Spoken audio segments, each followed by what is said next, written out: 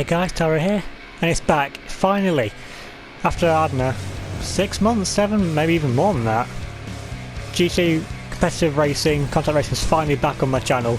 And if you saw my update video a few weeks ago, you'd seen that I was planning to get back to doing this, and now it's finally the beginning. This race is titled the Muscles Multi-Class Endurance 2. So the first one was last year, so this is the second one. And there was 3 GTs in this race, so 3 classes of cars. In GT1 was the Dominator race car and the Sabre Turbo Custom. GT2 was the Ruiner, which I'm in, and the Blackfin. In GT3 was the Phoenix and the Tampa. When I signed up to this, all GTs still had spaces left, but I chose GT2 as I don't like driving the Dominator race car, and the Sabre Turbo would just be left for dead around this track. So I chose the Ruiner because, well, I already had a Ruiner. And I've driven this car in a few of the races before, which I haven't loaded onto the channel. And the Ruiner, honestly, really suits my driving style. And I feel if I can get some pace out of it. Because in the last race I did with this, in the Ruiners that are in the race, I was leading until I lagged out on the final lap. Anyway, for this race there's 2 required pit stops, which can be done at any point during the race. So first lap, last lap, whenever you wanted. And on the left there, if anyone's bothered, I've got my car set up, so obviously it's the Implante Ruiner.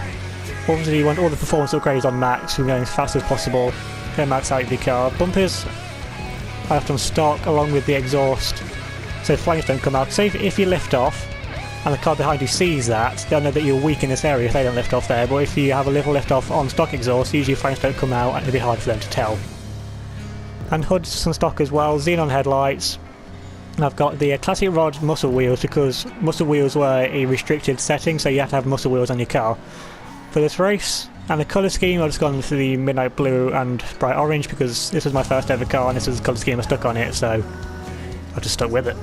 Obviously you've got my number plate on there and limo tinted windows, which make no difference, but I just thought I'd include that. And the spoiler, going for the mid-level spoiler because you don't really putting more oversteer onto a muscle car than it already has.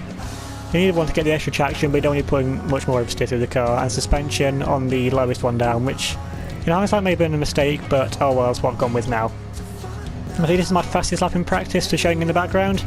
Come around this hairpin, as you've seen there, the footage for some reason always cuts out somewhere around the hairpin, just like in the race as well. No idea why, but it doesn't cut out anything relatively important, so oh well. Now coming up to the finish line, again I said this before, this will be my fastest lap in practice, and it's going to be a 2:46, time for the race. So change of plan. As you can see, I'm now in the Domi race car. And as you can see, there's only 5 cars on the grid. That's because the race was actually cancelled a few days prior to me making this video. But there was talks of GMAC, who's currently in the lead, hosting it. I'm hoping that most of the grid would turn up, but only 5 of us did. As you see there, unfortunately Sam Digby didn't get the memo to change to the Dominator race car, so he's in the Tampa, so now it's only an effective 3-way fight for the lead. With me, Kean something in second. And then GMAC, who was going to host this race, currently in the lead. Now, because we missed the boost start, I honestly didn't know what was going to happen, we need to catch back up now to Kean, and he's taken us about half a lap now, narrow right on the back of Kean now, going up into the second sector, and we hit Kean, we've hit him! And his house, but now I'm going to have to wait for Kean to go back past, because obviously no-do racing rules, take someone out with him to go back past, and go back past fully, because in previous contact races I've been in, there's been like playlist ones where someone leaves and you get the glitch where it goes contact. People have taken me out before, wait for me to get back going, and then just carried on without actually being in position back. Anyway, so I did it properly there. See, we hit the wall. And Sam Digby in the Tampa actually got back past us. Complete nightmare start to the race for us. We never taken by Tampa 4th position. No, this isn't Sam Digby a lap down. This isn't the proper race. This is on the first lap still. And Sam Digby's going to hold it right around the outside of us. Great driving there from Sam Digby, great car control to hold it around the outside in the muscle car of all things. And now with the superior engine power, superior straight line speed, it's able to blast straight back past the Tampa. We run wide, we oversteer, we obviously take the compromise line. We get a bit of left rear damage on the wheel, but I don't think it should affect us too much, and even if it does, we haven't got time to respawn in a 5-lap race. So you're going to have to bear with it. See there, the tyre dragging slightly when we oversteer. But I don't think it's causing us too many issues. Now cutting on to the end of lap 1, start of lap 2, we've caught right back up now to Kean. You can see there, GMAC's just gone into the distance now. and we really need to get past Keane as quickly as possible if there's any chance for us to try and win this Grand Prix. Well, Grand Prix. I'm saying Grand Prix, I'm used to my Formula 1 qualifying. Win this race. Well, it's still a Grand Prix, I guess. And now just sticking behind Keane for the time being, working out where he's weak. And so he doesn't go for the curb boost again, so he's going to be much slower in a straight line. We're seeing his defensive driving seems to be pretty good so far, as we just don't know where to get past him, because this is my, like I said, I don't know if I've said this before already, my first proper contact race in over a year, if you don't count the Rally Raid trophy truck stuff, because that was just, well, I was racing around the field and there was about 5 million safety cars per race. And so Keane goes really defensive to the inside there. Then we get a great run out the corner, going side by side for second position. Now Keane's going to have the inside line. That's going to fall down into one lane, so we brake and give Keane back position, because I do not want to risk anything through here. But Keane oversteers, he'd run wide, he oversteers. And now we're up into second position, and now we can try and chase down GMAC for the lead of the race. And GMAC, you can see him on the mini-map there, it's about 1 checkpoint ahead of us. So he's about 5 seconds up the road, I say, but if we want to catch him, we need to stop doing that. We need to stop oversteering. And going to set down some solid laps. You've seen, despite the incident with Keane, we've actually pulled away that much, so it looks like we didn't have the pace, we have the momentum to catch up to GMAC. Now cutting on a lap later, it took us this long to finally catch up. Now we can see GMAC. I'm saying we've gained 7 seconds in 3 laps. It's like, if we can find a way past him, that should be a pretty easy win. So GMAC hits the wall there, losing momentum, gets on 2 wheels. Now have to go defensive around this second section, which I wasn't too strong around. He hits the wall there, we actually hit the back of him there, now going side by side with him and avoid the curb boost there, because we're not risking anything once again. We brake, but in hindsight we should have lifted off slightly to give GMAC the run back through the corner. Now because we lifted off, we lost momentum, now he's managed to pull away slightly. Now we actually get a great run through his left hand, through the right hander. Still don't know my left and right. Just putting one of my favourite corner on the track. If you can get the run through there, just feel like a god. Just pushing this muscle car, pushing the Dominator race car to its limits. And the same thing in the Ruiner as well, but you have to take a much tighter line, otherwise he just completely oversteers everywhere. Goes to take a very compromised line there. Maybe hit a barrier, I can't really tell. And see, GMAC goes for one curb boost, but he doesn't go for all the other ones as well. Runs a bit wide coming up here, we do the same thing. But nothing too much. I see the curb boost. See how much speed we're gaining here because we went for the curb boost. It just makes so much a difference in a straight line. I mean, it shows that we possibly did more practice than him, I don't know. And maybe, well, I wouldn't be beating him if it was in the Ruiner. Because the fastest laps on this race were like 2 minute 43, I was doing 2:46s in the Ruiner, which you saw there at the start of the video was my fastest lap. So if we're in the same car, I feel like I've got the pace over him, but seeming we're not, well seeming we are now, but if we weren't, he would definitely have me beat, because he's in the Dominator race car compared to a Ruiner. Now cutting a bit further on, we've actually managed to pull away from GMAC. Actually got back, got the inside, we just about closed the door on him. Now coming up to 6th sector, because the pit stops are completely irrelevant now. We run wide, focusing too much on where GMAC's probably going to be. Now we're going side by side, GMAC forces out wide, we brake a bit too much over. Hits the wall, that's just contact racing, that's all perfectly fair. Of course, I'm really out of practice with contact racing. I probably could have held that around the outside if I wanted to, so running wide, get a 4-tyre drift.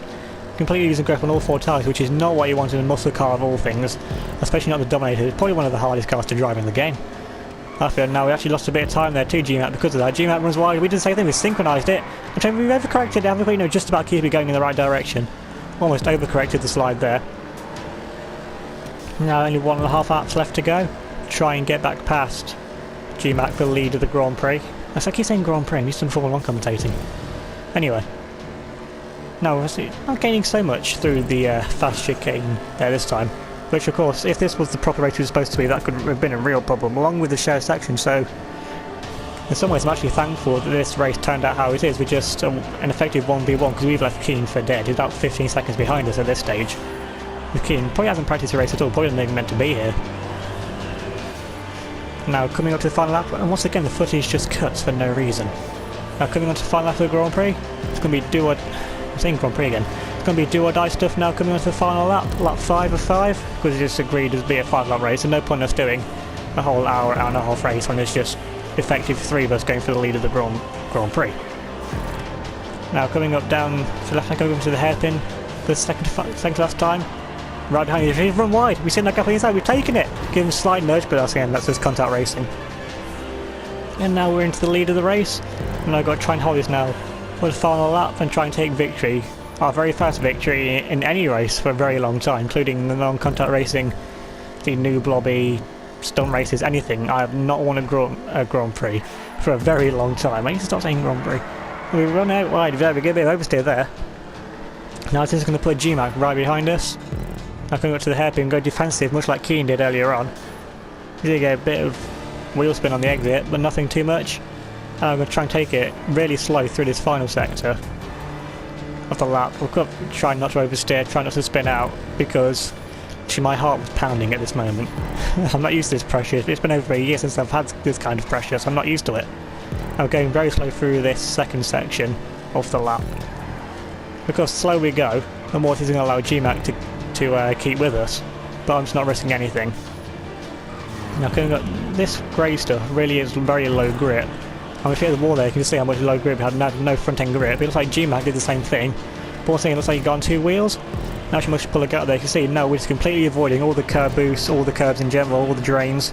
Because I do not want to go over anything that can spin out this car. And see, they even brake coming through this right-hander. As again, I'm not risking anything. Still go for those curbs though, because it's in a straight line. And I don't think I've ever spun out on the lollipop curves like that. Okay, taking a very compromised tight line through here. Go with oversteer, but that's nothing to worry about. And now I've got only one sector left to go. Just try and keep the lead, and GMAC, to be fair, is doing a good job of keeping with us. As we completely missed the apex there by about 5 postcodes. Again, just trying to avoid everything, don't hit the wall inside and spin out, because I do not want to do anything that will risk this win. And now we've got 1.5 second gap back to GMAC in second. I think his name's GMAC anyway, that's how I'm pronouncing it through this high video, so apologies if that's wrong, but I think GMAC's how you pronounce it. Yeah, go for the curb boost there. Now we've got 1 corner to go, mate. Hopefully GMAC doesn't try an almighty dive bar on us. And thankfully he doesn't, and I'm sure there's nothing he can do. And now there is nothing he can do. Now we're coming up to the line to win the Muscles Multiclass Endurance 2.